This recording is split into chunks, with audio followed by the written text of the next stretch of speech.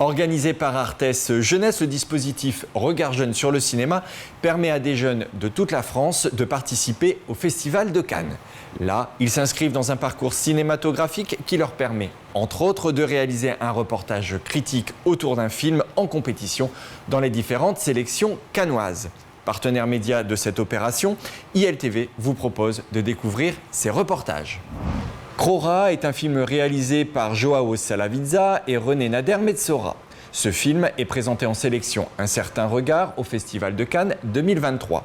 Voici le reportage critique des jeunes des centres de prévention des quartiers nord et est de Toulouse Métropole. Un partenariat ILTV, Regard Jeune sur le cinéma et le Festival de Cannes. Bonjour à tous mesdames et messieurs, nous sommes les jeunes de Toulouse et nous sommes actuellement au Festival de Cannes. Nous nous trouvons plus précisément au théâtre Claude Debussy dans le cadre du projet Regard Jeune sur le cinéma. Nous allons aujourd'hui regarder au théâtre le film Crora, la fleur de Buricy de Joao Salaviza et René Nader-Metsora. On se retrouve après la séance pour une petite critique du film.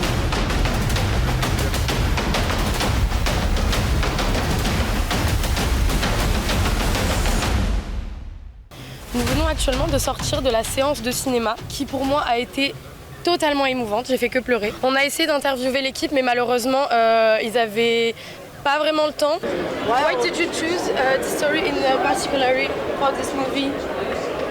He chose the story. No, we've been living there for almost 15 years. Yeah. So we've been thinking all the time about the struggling.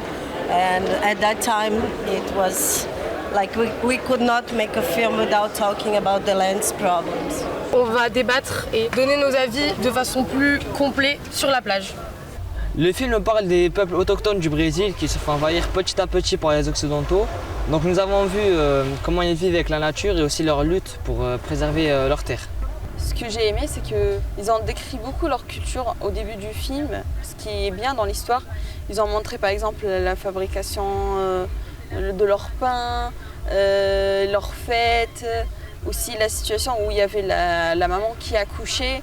Il y avait toutes les femmes du village. Le personnage qui m'a plus touchée, moi, c'est la petite fille qui a assisté à l'accouchement de la dame à la fin. J'ai remarqué sur son visage, on va dire qu'elle a eu un regard intense sur la scène. C'était je vais passer par là. Pour moi, ce que j'ai pas aimé dans le film, c'est que le début n'est pas accrochant. Déjà, les personnages, je n'ai pas trop appris à les connaître car on en voyait trop différentes. En soi, l'histoire est bien, c'est juste la manière dont a été scénarisé le film. Dès le début, on entend par exemple un des messieurs autochtones qui chante et il a chanté pendant vraiment longtemps et en fait on peut voir que durant la première heure, le film était dur à commencer.